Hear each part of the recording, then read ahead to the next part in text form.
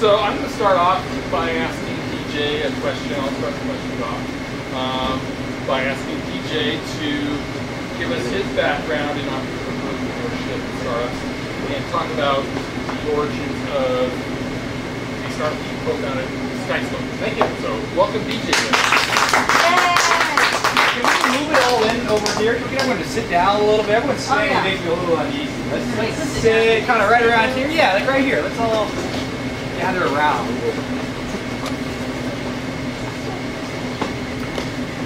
Well, thanks, guys. Glad everyone could make it. I'll give a little background before we jump into it. I think it's relevant to kind of go rewind the clock a little bit further. I've had two tech startups, one with successful exits and Skyslope. So, rewinding the clock, I'm born and raised in Sacramento, actually in Folsom High, class of 03. I love this city. I'm here to support it. That's why I moved back from San Francisco to start this startup. So, rewinding the clock here. My father's an entrepreneur, kind of raised me in that. I always read books on successful entrepreneurs for as far back as I can possibly remember. I just always knew I'd be an entrepreneur in some form, shape, for what I remember. So because of that, I got my real estate license right out of high school. Thought I could sell, the biggest assets of someone's lives at the baby face age of 18, and I thought I knew everything, and I was cocky and confident, all that stuff, and I failed pretty miserably. So that's how my career got started. And I'll circle back around to why that's relevant here in a second. But then I decided to go to the #1 entrepreneurship school I could afford, which happened to be the University of Arizona in Tucson. They were at the time the 3rd-ranked entrepreneurship school in the country. So again, every one of my decisions was really black or white. Did it get me closer to being a successful entrepreneur, or did it not?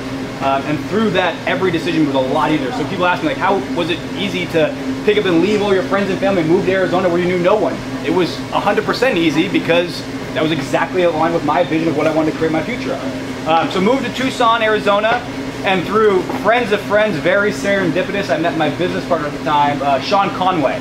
So he had this idea of basically taking what was already taking place on campus physically, the note sharing marketplace of people buying and selling notes for their college classes, and just putting it online. There was nothing out there at the time. It was really a no-brainer. I was already one of the sellers of notes. Sean was one of the buyers of notes. We are kind of our domain experts in this. And so he said, let's try this. And so we made a lot of mistakes, invested a lot of money in it, and kind of took our grassroots attempt at launching the University of Arizona. We had kind of a home field advantage there, which worked out really well for us. And so we got a lot of friends, got buy-in from the university, and really we dominated University of Arizona. We made about, 40 grand a semester there. We felt like that was infinite amount of money at the time, more money than we could ever do with. And we're like, this is going to be big at every university. We got to blow it up. But we were humble enough to realize that we didn't know what we didn't know. We needed some mentorship, we needed some guidance. So at that time we started looking at accelerators, incubators. Who's everyone here familiar with accelerator, incubators, Y Combinator, Techstars, Dream It, all of those? If you're not, basically what it is they take cohorts of 8 to 15 companies, startups, and they'll put them in one room for any duration of time, 3 months, 6 months, whatever period it is, and really just surround them with great mentors and advice and kind of feed off each other's synergies. Yes? Not to take you away from the synergy of what you're saying. Yeah, of course. But I am a little bit of a novice to this. I'm just kind of working my way up slowly but surely. Absolutely. You said something about, could you go back just like a few sentences? Yeah. So talking about accelerators or incubators. They're kind of the same thing. I know about the incubator stuff, and then what you said something after that. So really what it is they take cohorts of companies. So they'll take 8 to 10 entrepreneur groups. They have kind of... that part, yeah. You got me with me? Yeah. Perfect. Sorry. No, it's all right. Guys. So basically they're kind of that concept stage. I'm assuming a lot of you guys here are in just concept stage. No revenues, not even necessarily a website, not an application. And they take you and like I said, they put you in this environment that just really forces you to just accelerate everything. It's a really dynamic environment. I would highly recommend it to anyone that has the opportunity to do it, whether it's the most famous one, which is Y Combinator, or just a local one. Because I'll tell you right now, for us, it was like our master's degree in entrepreneurialism, tech entrepreneurialism, in 3 months. I mean, literally, it changed the way we thought about every problem we solved. You just speedball through everything, right? You're flying. But you also have a solid team, though, that's backing you up or mentoring you? You have a lot of support. You have a lot of great mentorship. You have a lot of good advisors and a lot of good mentorship, but ultimately it's on you to deliver on the product, deliver on the vision. A lot of companies don't. Well, I'll tell you right now, every single entrepreneur that goes through that comes out with a different mindset. They come out with the mindset of know how to solve problems differently and think about things differently in the right way. I didn't mean to interrupt you. No Thank worries. you so much. No worries. So we graduated from that, for lack of a better term, in 2010, I think it was. And we went on the round to try to. We went on the journey to try to raise funding, our first seed round, Series A, whatever you want to call it. And that was an interesting story. I can happy to dive into that a little bit later if you guys have questions on it. But just know it was really hard, really challenging, full-time job. We ended up raising, I think it was $750,000 back in 2010 with some investors that we liked. It really worked out well for us. And then we just poured it back into the company. You know, we were all taking really modest salaries. I was living in Philadelphia at the time because the incubator that we signed up for was called Dream It, which is based in Philadelphia. So again, people ask me, you picked up and left all the few friends you made in Arizona and left them all again to go to Philadelphia, which has terrible weather and not necessarily the most friendly of people. And again, it aligned with my vision for my life. I wanted to be a successful entrepreneur. Didn't matter how I was going to get there. I was going to take whatever sacrifice I made to get there, and that's what I did. So we started getting some traction after graduating from that, really again, thinking about how to solve problems the right way. We made a lot of mistakes, but ultimately we identified them quickly because of the mentorship we got through that accelerator program. We were at about 150 universities, probably 200,000 students nationwide, kind of, again, growing 100% year over year type stuff. When we decided to move back to San Francisco, or excuse me, back to Northern California, where all of the founders were from Northern California at the time. So we relocated to San Francisco. With ambitions of continuing on the same trajectory and eventually raising our Series A, or excuse me, our Series B, or even possibly exploring an acquisition. In between this, there's always a fun story that everyone likes to hear. We actually appeared on ABC's TV show Shark Tank. We were season 1, episode 5. It's a great episode. You can find it. I can't find it on YouTube anymore. It used to be on there a lot. Feel free to look for it though. One of the bald-headed guy, I forget what his name is. Kevin, thank you. He actually ran behind stage after we didn't accept his deal to try to convince us to take his deal regardless. Really cool story. It didn't really do much for us. I'll tell this to a lot of people. It didn't really do much for us because, you know, the typical demographic is, you know, 30 to 50-year-olds, and like we were going after college students. We maybe got like a handful of new users, really got nothing out of it, but a cool experience nonetheless. So back to San Francisco. Again, we've just completed 2011. We hit all the milestones we had laid out for ourselves. Again, making all kinds of sacrifices, living on $40K a year in San Francisco, eating top ramen every night, working from 8 a.m. to 8 p.m. and then you're going back home and working more. And I'll tell you, I missed out on a lot of fun opportunities, but I loved what I did. My hobby, my passion, my job were all the same thing. And that's going to really allow you to enable you to love what you do. So again, a lot of sacrifices, but I love that I wanted to trade it for everything else. It aligned with my bigger vision in life. So we started looking for our Series B. We're looking to raise $2 million. At the time, in conjunction with that, we started getting some offers from some prominent VCs in the Valley. At the time, we had a very loose relationship with a textbook rental company you guys might be familiar with called Shed. They actually recently went public about 2 years ago. They rented textbooks to college students instead of having them buy it, so it was a lot more affordable. We had a casual relationship with them, figure out how we could partnership, and then when they caught wind that we're actually looking to raise a round of funding, they're like, well, what if we match that and just bought you guys? And we're like, hey, this is kind of interesting. So we went down that path, guys, and it was kind of a no-brainer for our startup group. It wasn't life-changing money for the investors, but it was life-changing money for the founders. And again, we were all making $40K a year, living off top ramen, so anything was life-changing money. But really, it was a no-brainer for us. We decided to take that, kind of sell ourselves a little short, but obviously take that money off the table, get the win under our belt. And in Silicon Valley, as you guys know, getting an acquisition is just kind of a big badge of honor that kind of sets you up really nicely for any future endeavors you're doing. So that was, again, 2011. So when you get acquired, you typically have to work with the company that acquires you for a few years as you do the transition. We had a 2-year vesting period. During that period, I was bored as hell because I realized very quickly, even though there were only 500 people, I just couldn't work in that type of environment. The type of environment where I had to report to someone, I just didn't do my best work in that. So I instantly started looking for kind of what my next opportunity was. I always liked being a real estate, so I got my real estate license, so I reached back out to my good friend who got a real estate license at the same time I did, named Tyler Smith. Again, I'm still working at Chegg at this time. I reached out to him. I said, I want to buy some investment properties in Sacramento. I'm living in San Francisco at the time, but I couldn't the house out there are way too expensive, so I'm just going to buy in Sacramento. He's like, great, DJ, here's the deal. I'm going to help you buy as many investment properties as you want, and in return, I need help with this idea I got, this software idea. I was like, okay, here, tell me about that. You know, he wasn't a software guy, he was a real estate guy. And so he's like, and I did my homework before meeting with him, and I was like, shoot, this guy he wasn't doing anything when I first met him. He was the #1 realtor in Sacramento at the time, 27 years old, selling 300 homes a year, which if anyone in real estate knows, that's massive volume. That's like the size of like a medium-sized brokerage. And so he was doing that #1 realtor for 3 straight years, #5 in KW nationwide, top 30 under 30 realtor, all kinds of accolades. I was like, shoot, man, you killed it, congrats. He looked at my resume, said the same with me, and we just caught up a little bit. And then he told me, he's like, so I've got this idea, this software idea that I know can transform my business, can help me to be more efficient, to be more compliant, to do more business. And I think it can help other brokerages. Because I'm doing the volume of a small brokerage, I think it can help other brokerages do the same thing.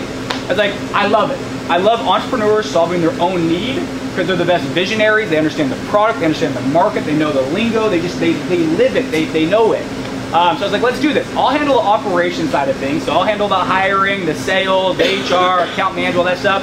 You focus on the product and the vision, and we'll do this and see where it takes us. And so we both did it part-time for, about a year. This is probably 2011, 2012-ish.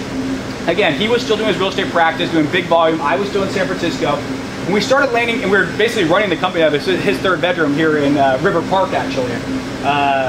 We started landing a couple big accounts. We made a couple big hires and stuff like that. Things started rolling, and we got together again. We're like, this is actually a little bit bigger opportunity than we originally thought. We thought maybe it'd be a little hobby, maybe a little passive income, have some fun doing it kind of thing. And that's when we said, this is a much bigger opportunity. If we both commit to it full time, we can actually realize its true full potential. So that's what we decided to do. So he sold off his real estate practice. I relocated back from San Francisco to Sacramento. We moved into a brand new office, not brand new office, old building, but a new office on 1210 G Street. Beautiful office, old bottling factory. It was 5,500 square feet. I still remember this. We only occupied half of it, 2,200 square feet. And we said, we will never outgrow this. This is more space than we will ever need. And then of course, as most startup stories go, 8 months later, we were already occupying the entire thing. And 12 months after that, we were busting at the seams. We had to bring in a porta potty because we only had 2 bathrooms there. Everyone was double parked in there. Desks were on top of desks. It was a really cool energy experience. Kind of reminded me of my incubator days with kind of just a great synergy and energy in the building. But again, we outgrew that, and that's when we started looking for more real estate. And a very serendipitous moment happened again. We looked at all the office space in Sacramento that fit our size and location, and nothing really met it. We reached out to an old broker that showed us some property a long time ago. He said he had one off the market. We took a look at it, and we said, this is perfect. It was for those of you that are familiar, it's the old Students First building. It's Kevin Johnson's, Mayor Kevin Johnson's wife's nonprofit. They invested a ton of money into the build out. The building is absolutely beautiful. And they had just come up with some tough times, so they were looking to sublease it, and it was 20,000 square feet, K and 9th Street, 2 blocks from the brand new arena, exact location, size, build out, everything we wanted. We just moved into that October of last year. We just eclipsed 110 employees this last 30 days. We have 150,000 subscribers. We process roughly 15% of all the real estate transactions that happen in the entire US through our application. We're the #1 transaction management solution in the country. We handle the #1 Remax, #1 Century 21, #1 Coldwell Banker, #1 BHHS, #1 Century 21. All of them use our platform, and we feel honestly like it's still day one. That's the story. What's the product?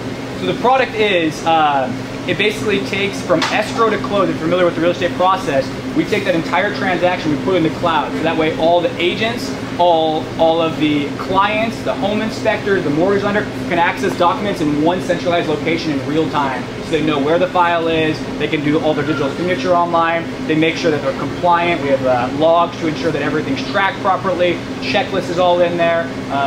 So it's a transaction management solution for the real estate industry. And what is your competitors? So we have a few competitors out there. Some of you guys might be familiar with DocuSign.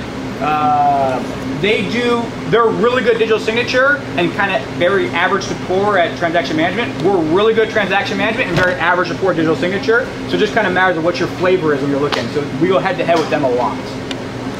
No one has quite the presence we have in terms of the brand names, total agent count, that kind of stuff. Talk about your onboarding process. Got one question back here first. What's the bill?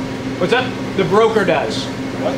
The broker does. The broker. So the value proposition is primarily for the broker. They're the ones that are staying compliant. They're making sure that all of their processes. What's up? Selling broker? Yeah. The broker of record So the Century 21, let's say I own Century 21 Stephan Realty right down the street. I'm buying this for all of my agents to use. So they obviously represent the seller and the buyer within the brokerage. And it makes me compliant.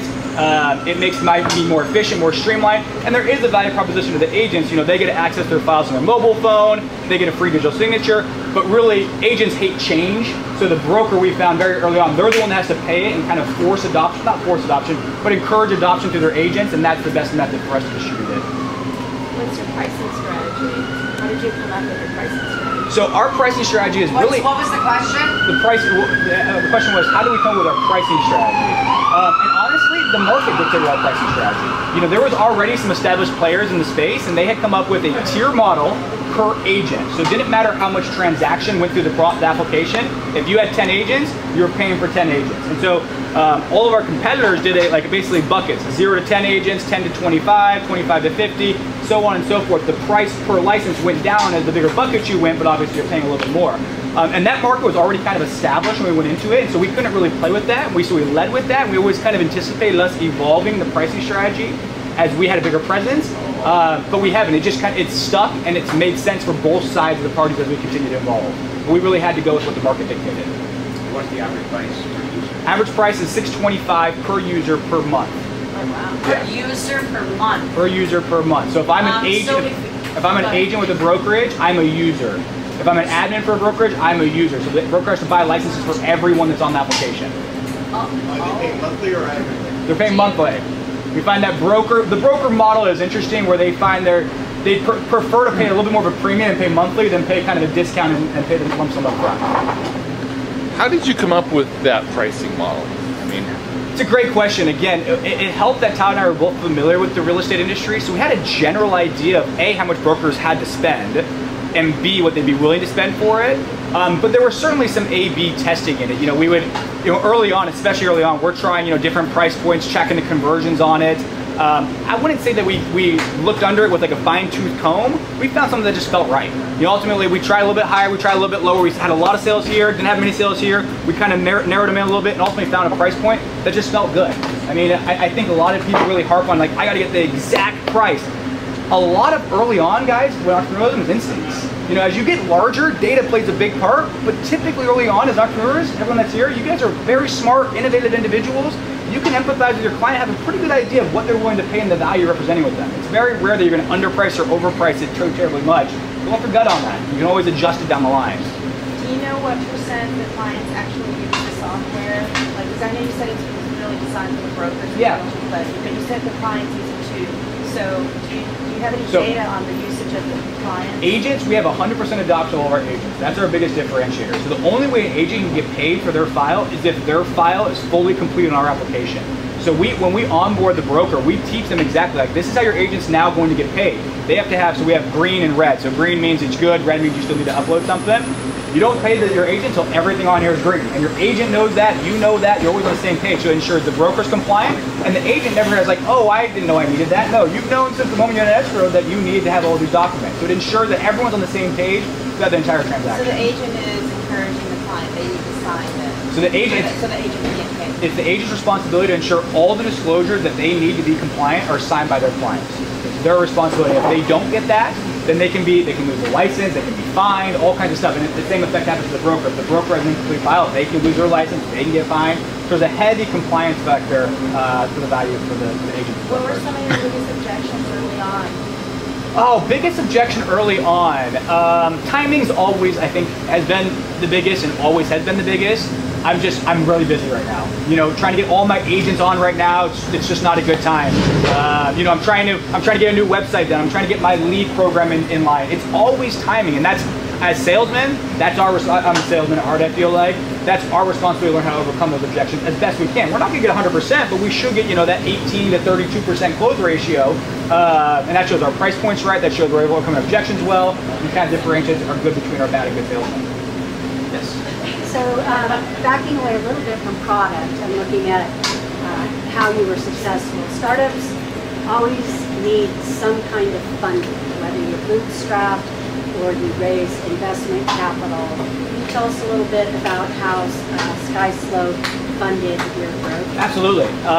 Great question. So backtracking again, note haul, we lost money. We had a burn rate from day one till the day we sold. We never were profitable from a profit and loss income statement perspective.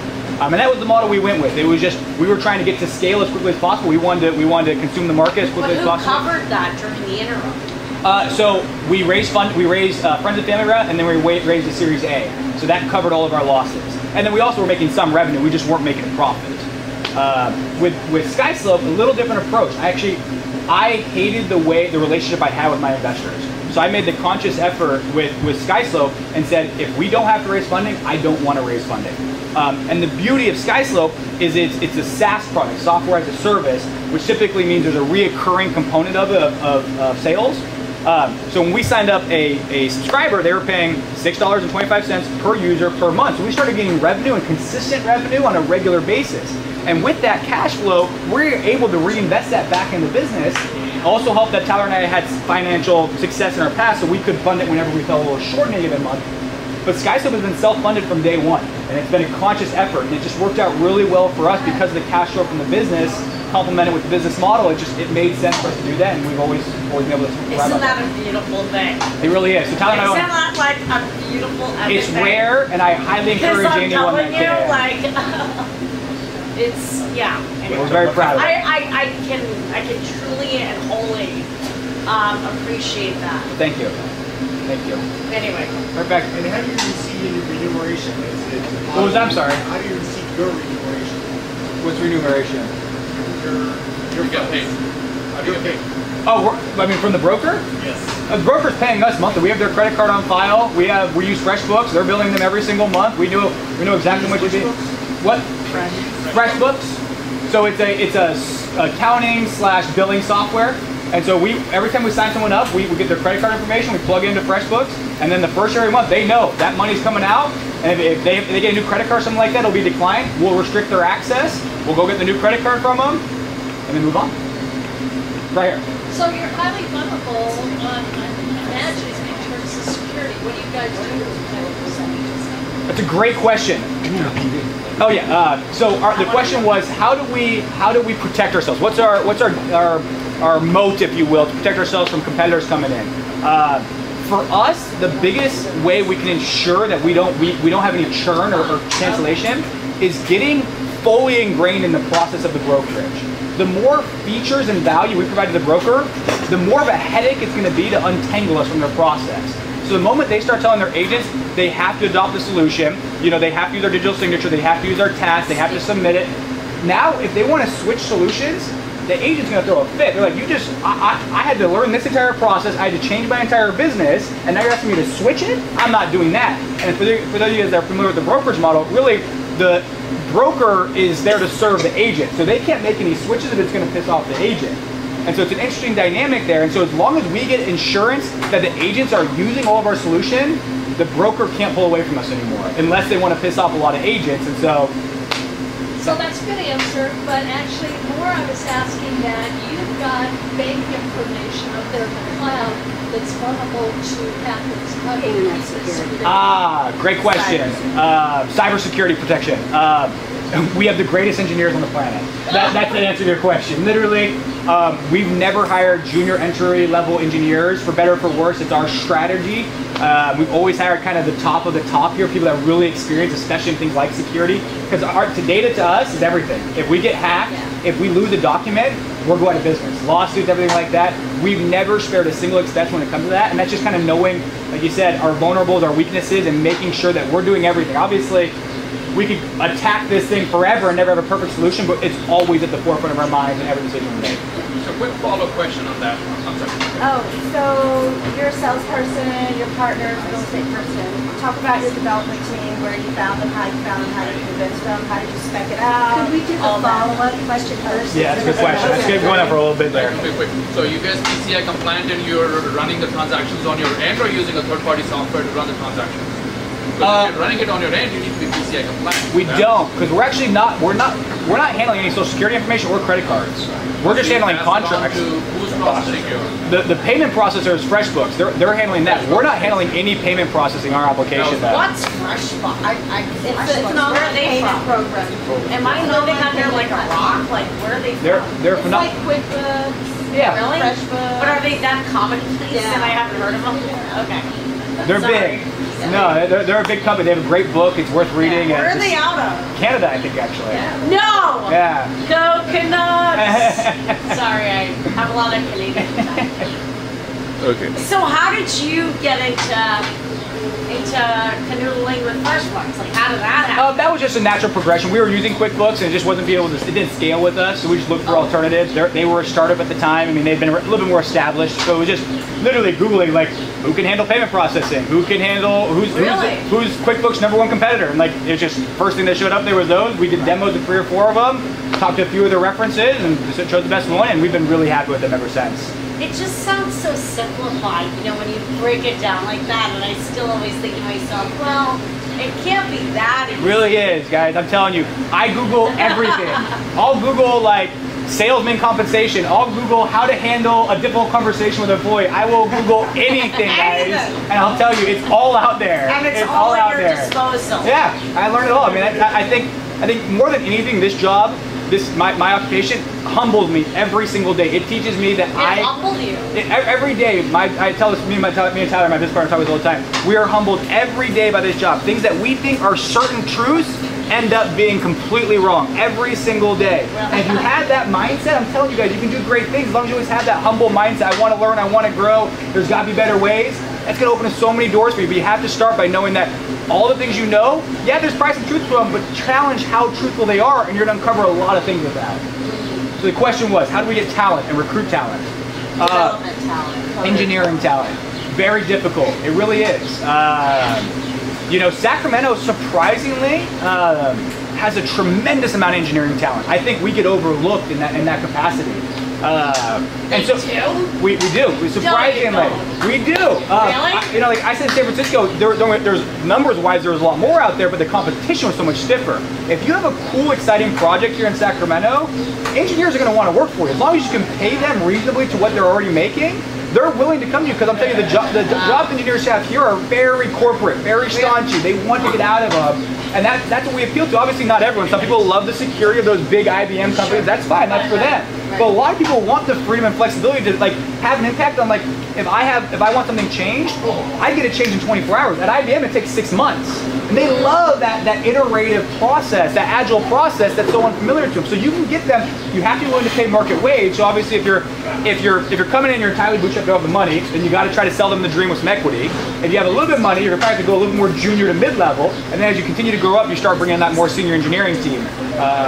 So what development tool is the platform built on, and talk about like how you actually acquired your first development? Yeah. So we're on .NET. Okay. So Microsoft Shop across the board, database, everything like that. First engineering team was actually overseas. So we started overseas for the first year. So we built the prototype as cheap as we possibly could. I think the company is actually based out of Folsom called Agree. I think they're still around. Phenomenal company to work with.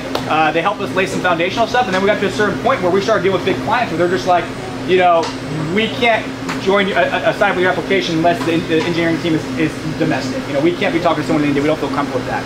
No problem. And so we enlisted a recruiter for the first one. He found us kind of our senior guy that we were going to build the team around. And then once we had the senior guys, honestly, he brought in the next 3 or 4 or 5. And then we started the next 3 or 4 or 5. They brought in the next 3 or 4 or 5 after that. If you create a culture that's exciting and dynamic, and you paint a vision that's exciting and dynamic, they're happy to go tell all their friends they just worked at IBM with, be like, hey, you should come check this out. And then just start coming in. Word of mouth. Word of mouth was really big. You have in-house recruiters Stella. right now? Stella. Yeah, thank you. You have in-house, yeah. He needs a shot in the hooker. No, right now. Stella's good. Yes, I was kidding. Sorry, I'm from Jersey. I was gonna say something and I forgot. Do you have in-house recruiters currently? We do. I think you do, because 2 years ago I was living in San Francisco, and my husband and I went through, let's just say, a little bit of a trying time with our company. And it went under very, very quickly. And very quickly. I mean, boom, overnight, gone. Happens. Yeah, and we're still rebuilding now and whatever. Anyway, I do recall the name of your company because I was on Craig's and you guys were looking for a recruiter. Oh yeah. And I went, and anyway. That's about 2 years ago. That's exactly when we brought on Darren, who I think is the best recruiter in Sacramento. Yeah. But before that, we were just gritty. Anyway, I'll be back. But I wanted to share that with you. We got our hands dirty, guys. We were posting jobs on Craigslist, on Monster, on Indeed. You know, I was doing the screening. I was looking at the resumes. I mean, you just got to do whatever you got to do to keep your company afloat and keep it moving forward. It's just, you know, that was just a process. So what's the structure of the company right now? How many people? And you said we're 110, but how much of the salespeople? How many engineers? Great question. So Tyler and I are the two co-founders. We're the only executive levels. We have 4 VPs underneath us: VP of Engineering, VP of Sales, VP of Customer Success, and VP of Operations. Our engineering department, in total, out of our 110 employees-ish, they make up probably about 30. That includes our engineers, our QA, and our product team. So 3 kind of departments within that. All domestic. All domestic, all in-house. Our sales team is probably, our sales and support team are the probably tied for second. Sales is probably right around 16 people, and support is probably right around 20 people.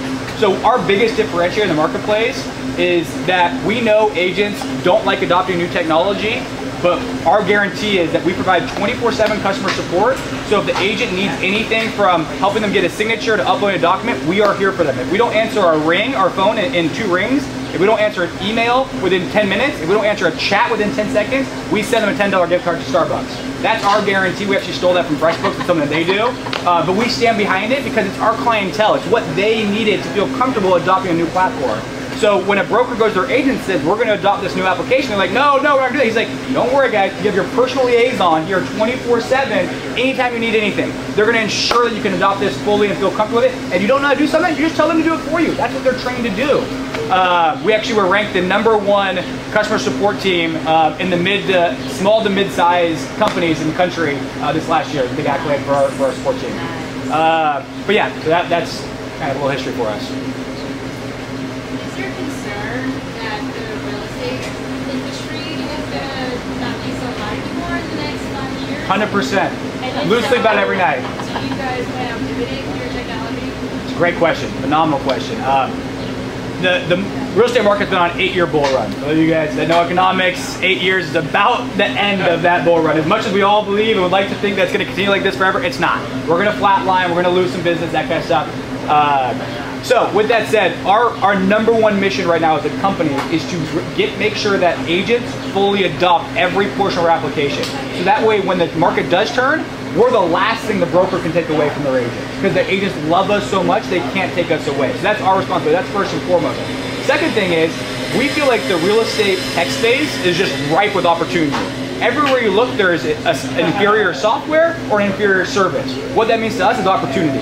So we can take our platform of 150,000 agents to our application at least once a month, and we can start selling them ancillary things and new services and offerings. And so we personally think we continue at a 50 to 75% growth clip by offering these new verticals. It won't be transaction management. That will start to plateau a little bit, but we'll leverage the base of users we have to start offering other services. And that's actually our fastest growing department right now is what we call SkyTC. And they provide basically, if you don't want to even log into Skyslope, we'll do the entire thing for you. So that means you don't have to do literally anything. You don't have to talk to support. You don't have to do anything. We'll do it for $300 a file. And right now, we've gone from 1 employee in that to 15, $0 in revenue to $60,000 a month in revenue inside of 8 months. So you just become their transaction coordinator for $300? Yeah. So they don't have to think about Skyslope. We'll do everything. And a beautiful thing, because now we also created these SkyTCs are basically our biggest power users on the application. So now they're telling our dev what features they need. And it's just kind of this simple circle of we're adding revenue and we're getting great feedback. And it's really, we couldn't have asked for anything better, really. Yeah. So your last startup, was acquired. Yes. So you had a cool liquidity event that allowed you to start this next one.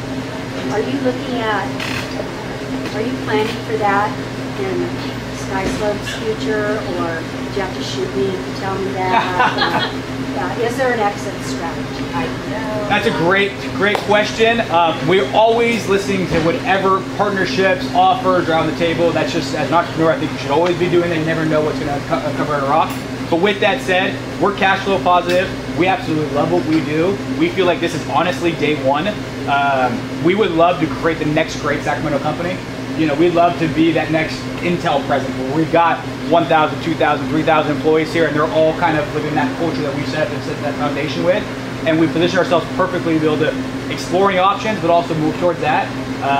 And so right now, it's heads down, capitalizing the market we have, become the next great Sacramento company. Yeah. We need a big company headquartered here. We're trying. Day by day. We're doing good. Thank you. We're at 100 employees now. We'll probably be at 150 by the end of the year. I think we'll be at 300 within 12 to 18 months after that. And who knows after that. You guys have a great internal culture, it seems like, the way you guys recruit. What is the philosophy behind designing the culture, or what is the thought process? How did you come about the culture you have? It's a great question. So the question was, how did I go about designing the culture? Honestly, I developed a culture that I want to work in.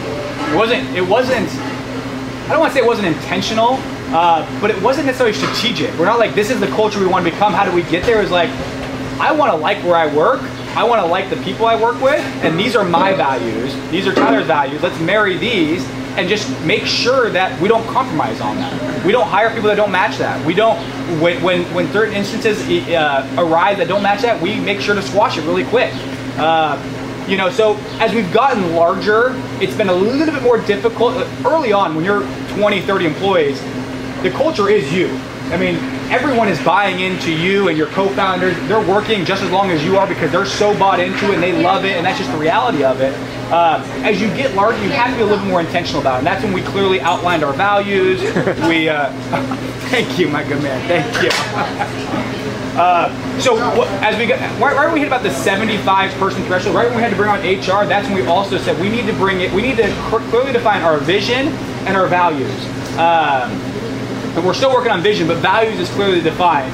And that's because... Did you get a green t-shirt? I don't think so. Oh, you have to have one. It's Jameson based, but it's delightful. Do I take the whole thing down right now? No, just do it. Yeah, do it. All of it. Oh my goodness. You're welcome. You're welcome. Thank you. How do you that? Yeah, seriously. Now I might talk about acquisitions and selling IPOs and all that stuff. Sorry, but no, you it's had great. to I have appreciate it. So as you hit about 50 to 75 employees, you have to be intentional about the culture you create because you're no longer interacting with every single person in the company every single day. At 20 people, I knew everyone's frustrations, aspirations, goals. I knew everything about them. I hung about them outside of work, hung about them inside of work, and that's easy to create a culture that's you and them. It's like, that's really easy to do. Once you hit 50, 75, I'm now meeting people like once a month. I'm meeting people, I have to be intentional about actually catching up with someone. It's not just happening in the nuances of the day-to-day. And so what Tyler and I's values weren't stretching as far. And so we actually had to sit down. We spent about literally 3 to 4 months going back and forth with revisions on our values, defining them exactly what they are. We published those 2 years ago, and I'll tell you right now, that stood the test of time. I firmly believe those are the reason why we're successful. It's the first thing people learn when they get into our company. It's something we embody at every single level. We make sure that our leadership meetings, we focus on it, and they're focusing on all their meetings, because you have to be a lot more intentional as you hit a certain threshold. How many women are on your team? 2 of the 4. We are the best, guys. That's all that matters. We are the best. I'll tell you right now, there's a lot of great women out there. Why the name Skyslope? I wish I had a good answer for that. I wish I did. So why the name Skyslope? Honestly, Make it up. okay, I didn't think on the spot. No, it was. We just need something that we like. So the name first started off as Smith Premier Portal. That's Tyler Smith's, my business partner's name, and that was when he branded it LLC, Smith Premier Portal, for his own company. And so we just need something better than that, which wasn't hard to beat. So we basically just said, hey, we want something to do with clouds because we're cloud computing and the sky. And he's like, and I like Tahoe a lot, so they pulled like names out of a hat. They gave us like 10 that were available, and Skyslope ended up being it, and that's it. It flows though, it works. It does work surprisingly, It works. yeah. It totally works. Did you work with a marketing company to name your company? We didn't. I'm just curious, you said they gave us... Our engineering team just looked at domains available. Yeah. We said, here's 100 words, go find domains that are available for us, and they just came back a list of 10, and we're like, Skyslope sounds good, we'll change it if we need to, and now we love it. So You've been building Skyslope in Sacramento since 2012, is that right? So 2010 is when me and Tyler first started talking. 2012 is when we first got actually a headquarters down here.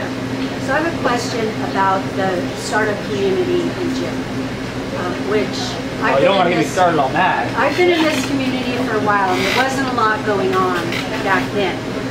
There's a lot more going on now. But I'm curious, was there anything in Sacramento that helped you in the early days? And what have you seen change, hopefully improve, but maybe not, over the last few years? And what do you think are some of the biggest gaps that people who work in this community should be focused on and trying to establish here? First off, round of applause to Laura, because she is actually developing the startup community and committed to it for a very long time. And I took it a very long way under your tutelage. So, and Jeff, I'm sorry, Jeff. Behind the camera over there. Always behind the scenes. So I'll be honest, when I first moved back to Sacramento, guys, it was incredibly disappointing on how fragmented the marketplace was. I'm used to San Francisco, where if you want to get plugged in, it's literally, there's 5 straight happy hours in one night that you can just go to one next and you feel instantly plugged in. I came here and there was nothing. I Google searched it, I tried to go to a couple, and it was just really fragmented. So I got super discouraged early on and just did my own thing. I didn't worry about anything else. I wanted to be plugged in, but it didn't happen. And then slowly over time, with you guys and Rich, the community started to form. It's still got a long ways to go, but it's come so much further than it's ever been. There's events like this going on now. You can get plugged in if you're looking now. Before you didn't have that opportunity. It shows you how far we've come. My biggest concern, and the biggest thing I'd like frustration with Sacramento startup community, and you guys are trying to solve this head on, is the fragmentation still. You know, if you're looking for mentors, if you're looking for a technical co-founder, you're looking for money, you're looking for whatever it is, you gotta hunt for it. You gotta go out and get it. You guys did a phenomenal job at least create a spot where people can start looking for and begin their search, but you gotta go get it. In San Francisco, I feel like you can almost passively stumble into it. Here, you can find all that stuff, but you have to go get it. You have to find the people, you have to stalk them on LinkedIn, you have to email them, you have to show up at their office and drop off a basket of goods or whatever it is. You have to make it happen. We're getting there, guys, but it's like entrepreneurs like that are nitty and gritty, that are willing to get in there and get their hands dirty to make things happen. Those are the people that are going to finally bridge the gap between the money and the advising and the co-founders and the innovators, all of that coming together.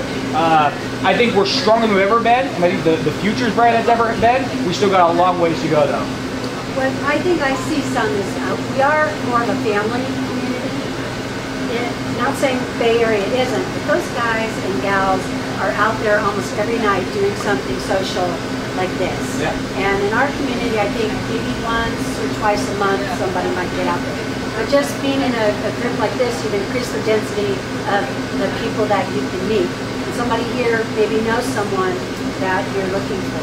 You know, NorCal, Sacramento especially, is unique in the terms of, I think we got a lot of really giving, caring, compassionate individuals, and that's our strength. We don't need a Bay Area. You know, let's create a network that's a fraction of the size, but that cares and that comes together and supports one another and uplifts everyone. And that's when greatness can happen. That's when we start developing our own technical ecosystem that can thrive. It's not going to be the Bay Area. It's not going to be Austin. It's not going to be Boulder. It's not going to be that stuff. It's going to be Sacramento. And if we rely on our compassion, our caring, our work ethic, that's Sacramento at its core, and that's what we need to build it around. So, you know, finding those types of people and keeping them together. DJ, back to Note Hall. How did you figure out how to launch a new campus? Man, you gotta rewind the clock here for me on that one. That was 2010. So how did I figure out how to launch at new campuses with Note Hall? Honestly, a lot of falling right on my face and trying to figure things out. So we tried a lot of different things, and ultimately, it just we kept gravitating, kept iterating on it. So for starters, we said, okay, we need to figure out how we can get.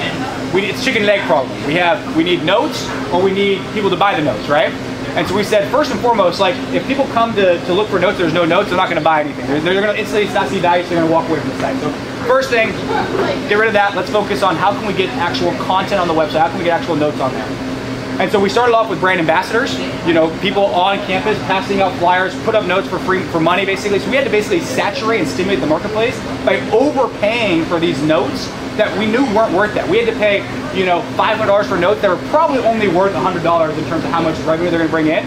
But that stimulated the marketplace. And once someone came to the website and saw like, oh, I'm better than those notes, and this person's making money for that. I'm gonna start pushing my notes out, making money off it. So we had to overpay initially, and we did that by whatever means possible. So it was overpaying for notes, get brand ambassadors out there. We did a lot of email campaigns.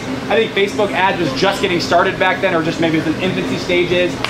Google AdWords. We sponsored events. Whatever we had to do to get that market saturated, because we knew that we had streamlined the rest of the engine, that once we got a certain threshold of nodes, that the engine was running so good, our conversion rates, our funnels, everything like that, everything was gonna flow from that point forward. So it's all about that initial chicken and egg problem. How can we get the notes in there? And we just did it variation on each campus. You had to understand the dynamics of each campus, and once we understood those, we developed a plan that worked for that one specifically. Attacking universities is a very tricky market because every single campus has its own personality, and you gotta cater to them. If you try to blanket it and generalize it, you're gonna fail. That's just the reality of it. So, first thing is we had to understand what the campus was like. Second thing, we had to optimize our engine to ensure that once we got nodes, everything else was a funnel. Everything else was just conversions. And so it was just about stimulating the marketplace, the conversions were optimized, and the output was just a successful campus. And not every campus was successful. We probably launched at 500 and 250 worked out, so 50% conversion rate. If we wanted to keep going, we'd probably figure out ways to convert the rest of the 50%, but obviously we sold before we had that opportunity to do that. And again, we just focused on the lowest hanging fruit. We'll focus on the campuses where the easiest for us to launch at. Don't try to figure out how to launch the campus that's small and small classrooms that didn't really work for our model. Focus on the ones that work well, and we'll figure out that one later. I'm not worried about that one until later, and we just never cross that bridge. Do you say at the beginning of your talk that you're not looking for VC funding in one state project? Yes. Yeah, we're self-funded. We've got plenty of money in the bank right now. We've got a lot of cash flow coming in. We're good. We get a lot of inquiries, but we're good. Yeah. What's your sales cycle? How long does they come here? How does your marketing department? It's a great question. So we actually don't even have a marketing department. Our entire sales team is all inside sales. So we have two teams. We have a BDR team, which is the prospecting lead generation team. We have the account executive team, which does the demos, the follow-ups, ultimately closes the accounts. Our sales cycle is typically 90 to 120 days. So we have it broken down to the micro list of levels. Our BDR, which is our prospecting team, they make 80 to 100 calls a day. Of those 80 to 100 calls, they'll schedule 3 demos. Of those 3 demos, 1.5 will show up. Of those 1.5 demos that show up, we'll close 20% of them. It's really a numbers game. And so again, it goes back to that refining we're scientists. Entrepreneurs are just scientists. We're constantly tinkering with that, toying with that, and just figuring out what works and what doesn't work. And that's all it was. We started off, we made 50 calls. We're like, oh, that's not really good. Let's make 100 calls. Okay, that talk track needs to change. What's our conversion rate on that? Ultimately, we settled in where we're at now, and this is after 7 years of doing it. We probably didn't figure out the formula for probably 3 to 4 years before we actually figured out what metrics were. Is there much churn in the beginning? Once you're established, it's going to be very hard to put you out of the organization. The issue is like getting that enough momentum. How long does it take to do? Once the customer says, yeah, I'm going to go for it. So once the customer signs on the dotted line, pretty much, our activation team, and again, this is one of our differentiators. Our activation team is personally trained by Tyler, who knows real estate inside out, breathes it, sleeps it, eats it. And so when they talk to a broker, they instantly feel comfortable knowing that they're talking to someone that knows their language, not some technical person, not some customer service person, a real estate expert that understands their process and knows how to tailor that specifically to Skyslope and onboard them as best as possible. So typically, again, it's very similar. Again, it depends on the size of the brokerage. We've launched a 3,000 agent brokerage in 30 days. We've also taken a year as we launched individual offices. It really depends on what's the broker's goals. They have to understand their process. What are your goals? And let's work backwards from there and make you happy. On average, though, it probably takes about 60 days before when a broker signs the dotted line to where they're fully launched and fully implemented. Do you have a freemium model at all? Do you have people actually using it for a while? The problem is we have and we haven't. We did like a little hybrid freemium model for a while. The problem was, unless we got everyone to fully commit, they didn't see the value. Because for us, it's one of those things, if you dunk the toe in, you're only going to get 10% of the agents to actually do it. Unless they're forced to do it or make it mandatory, they're not going to do it. And unless the brokerage has full adoption, they don't see the value. So once we saw that, we're like, there's no point we can offer this. We'd rather not get the sale than get 10%, 90% not do it, broker not be happy, broker leave the application. We'd rather not get the sale and say, we are the experts, trust us. We know how to get your office paperless. You need to trust us as the expert in this process. If you're not willing to, then there's plenty of other applications out there that are freemium models that you should go to because we're not your solution. there was always a story. There was a company called Zip Realty that actually, like, they were being Acquired by Realogy.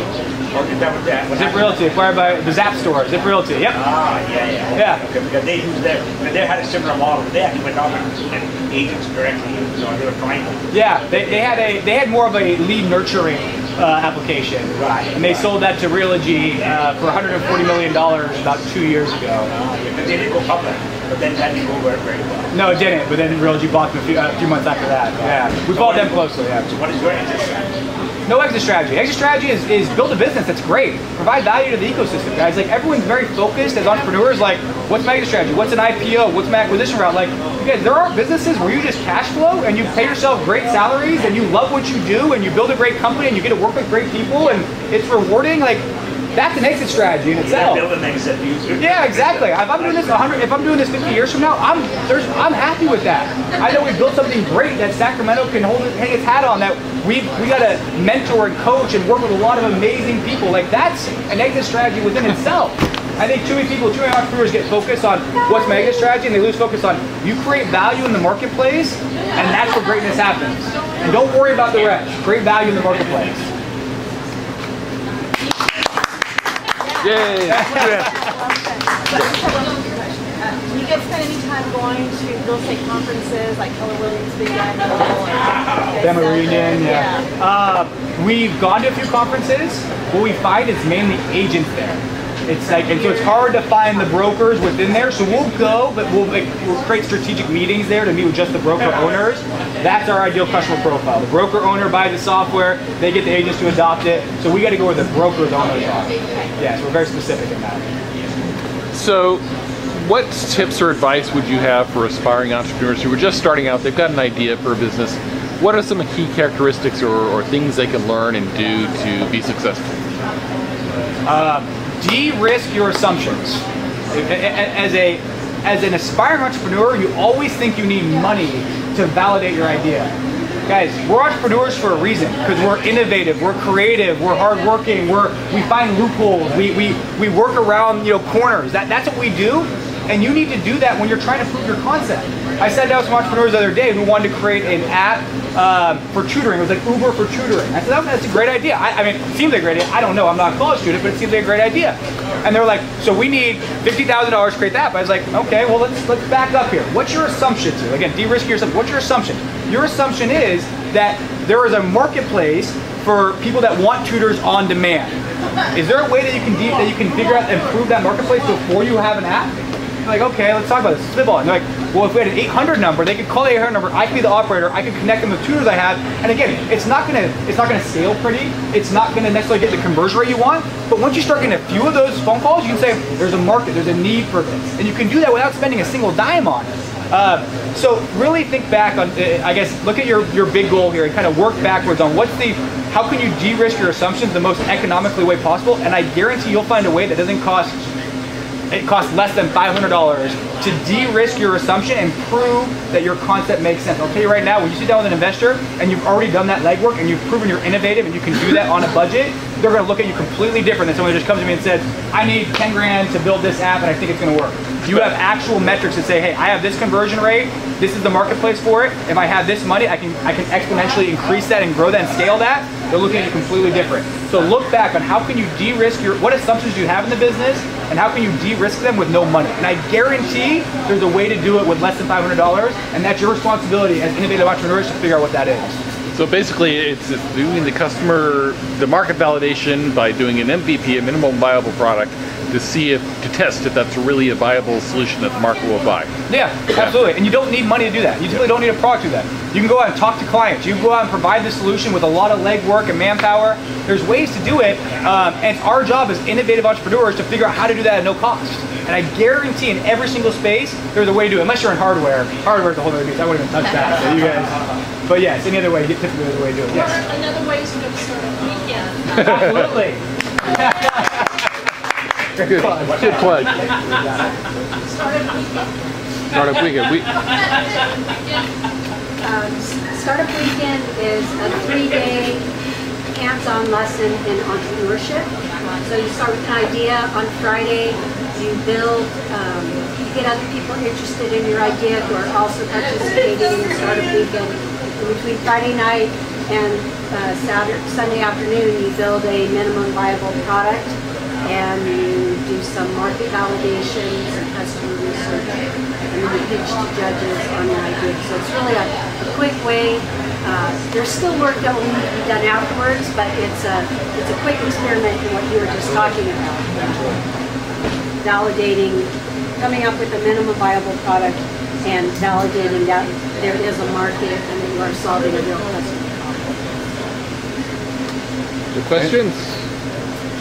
I'm off the hot seat. Wow. Thank you. All right, well, thank you, DJ. This is fun. A lot of fun.